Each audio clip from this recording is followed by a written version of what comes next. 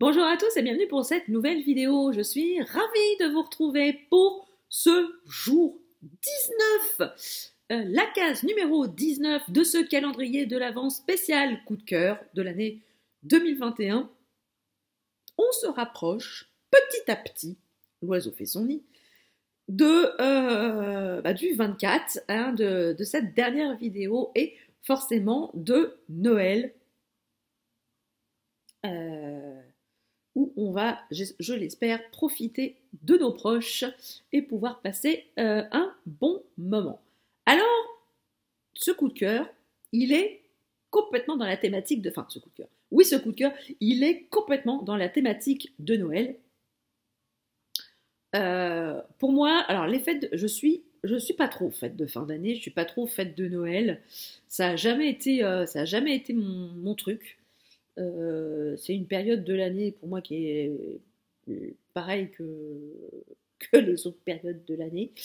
Bon là c'est vrai que depuis que je suis avec mon chéri, avec les enfants, bon bah voilà, on fait le sapin, voilà, on essaye de faire des trucs sympas pour les enfants, de se mettre un petit peu dans le mood de Noël, mais bon j'avoue que voilà, je suis contente quand c'est fini. Et donc, je lis très peu, voire pas du tout, de comédies de Noël. Et j'en regarde pas du tout à la télé non plus, ni sur Netflix, ni ailleurs. Les téléfilms de Noël, j'en ai vu un. Quand vous en avez vu un, vous avez vu les autres, hein, parce que c'est toujours le même schéma. Et je trouve que c'est tellement pas crédible. Là, la nana qui rentre dans son village ou dans sa ville natale parce qu'elle a eu un chagrin d'amour dans la grande ville, à son boulot ça va pas fort. Voilà, elle rentre chez elle pour fêter Noël en famille. Elle rencontre le gars dont elle était secrètement amoureuse quand elle était gamine. Elle se casse la gueule devant lui, il la relève et c'est le début d'une grande passion. Franchement, moi, le nombre de fois où je me suis cassé la gueule quelque part dans un magasin, dans la rue, jamais personne n'est venu me relever et ça n'a jamais été le grand amour. Donc c'est pour ça que je trouve que c'est voilà à des années-lumière de ce qu'on peut vivre au quotidien. Et je fais partie du club de lecture du club des ambassadeurs 12-21 sur Facebook. Et voilà, Lucie nous avait proposé en avant-première le dernier roman de Karen Ponte, à savoir sa comédie de Noël. Vous reprendrez bien un peu de magie pour Noël. Et je me suis dit, pourquoi pas? Parce que j'ai lu plusieurs romans de Karen Ponte et j'aime beaucoup sa plume. Donc je me suis dit, pourquoi pas tenter une comédie de Noël écrite par Karen Ponte. Et cette lecture s'est plutôt bien passée. J'ai lu ce roman en à peine 24 heures, c'est vous dire si c'est passé comme une lettre à la poste ou comme une bûche de Noël. Donc on est ici avec Victoria qui a une trentaine d'années, c'est une jeune femme hyper dynamique, elle ne vit que pour son travail. Elle est directrice d'une agence de publicité qui est très en vogue et qui donc a beaucoup de dossiers à traiter et elle passe sa vie entière à son travail et elle estime normal que ses collaborateurs en fassent autant. Donc autant vous dire que les soirées, les week-ends, les vacances, pour elle, c'est du temps de perdu. Et comment vous dire que bon, ses collaborateurs attendent quand même les congés de fin d'année pour pouvoir profiter de leurs proches, pour pouvoir souffler, machin. Et elle, voilà, pour les fêtes de fin d'année, c'est une perte de temps. Au contraire, il faut absolument rentabiliser le plus possible cette période afin de démarrer la nouvelle année de bon pied. Mais voilà, hein, un matin en se rendant à son travail, Victoria se fait percuter par un bus et elle se retrouve dans un espèce d'univers parallèle. Et elle se retrouve donc au centre de réhabilitation de Noël, où là, elle va faire la rencontre de deux personnes qui vont lui expliquer par A plus B que si elle veut continuer à vivre, il va falloir qu'elle se réhabilite auprès de quelqu'un à qui elle n'a pas fait de bien.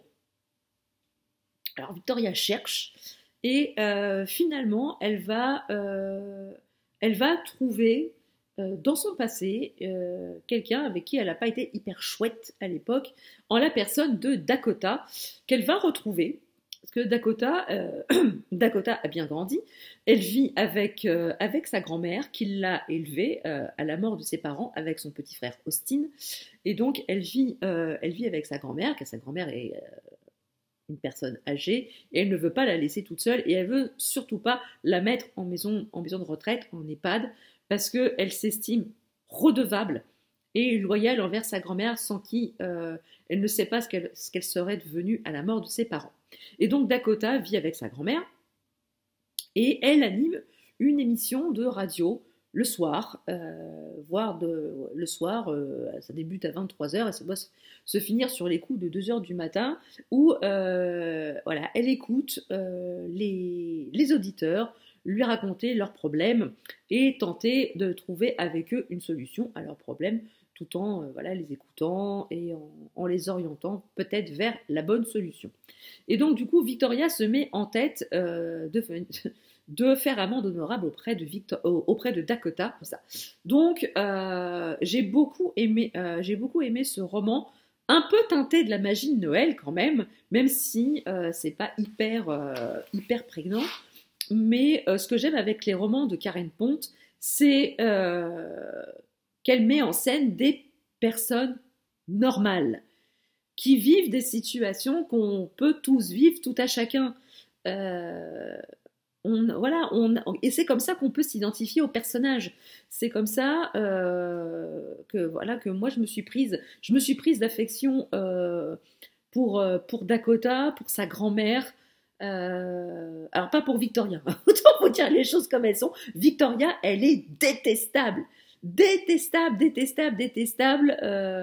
c'est une bourrique. Autant dire les choses comme elles sont. Au début du roman, c'est une bourrique. Vis-à-vis d'elle-même, vis-à-vis de sa famille, vis-à-vis de ses collaborateurs. Enfin, je ne comprends pas comment ses collaborateurs ne lui ont pas dit crotte avant,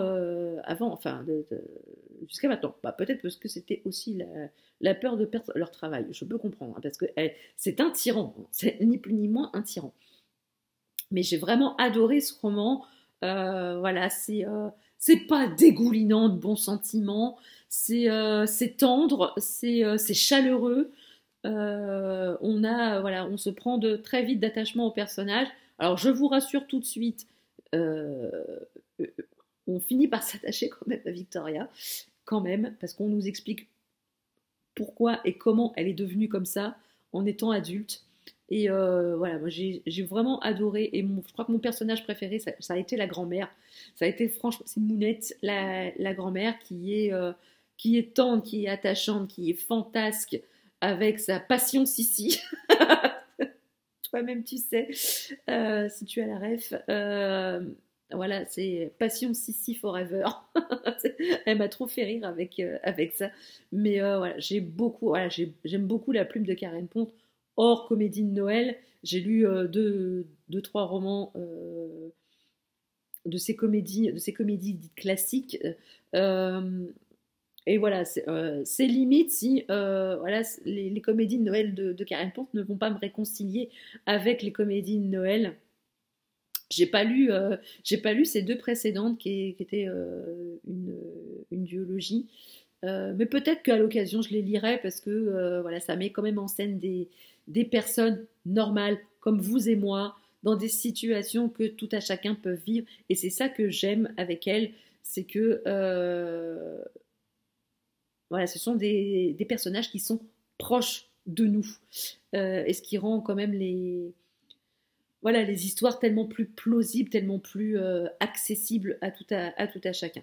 Donc voilà, si vous aimez les comédies de Noël, voilà, je vous conseille vraiment, vous reprendrez bien un peu de magie pour Noël, de Karen Pont aux éditions Fleuve, et en numérique aux éditions 12-21.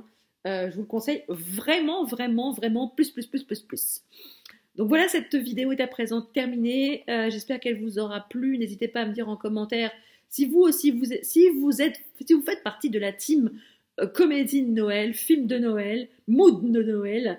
N'hésitez pas à me le dire en commentaire, j'adore discuter avec vous. Vous le savez, n'hésitez pas à mettre des pouces en l'air, à partager la vidéo si le cœur vous en dit, et n'hésitez pas à vous abonner à la chaîne. C'est gratuit, ça fait plaisir et ça ne fait de mal à personne. Sur ce, je vous dis bonne journée, ayez de très très belles lectures, et je vous dis à demain pour le prochain coup de cœur de l'Avent. Ciao!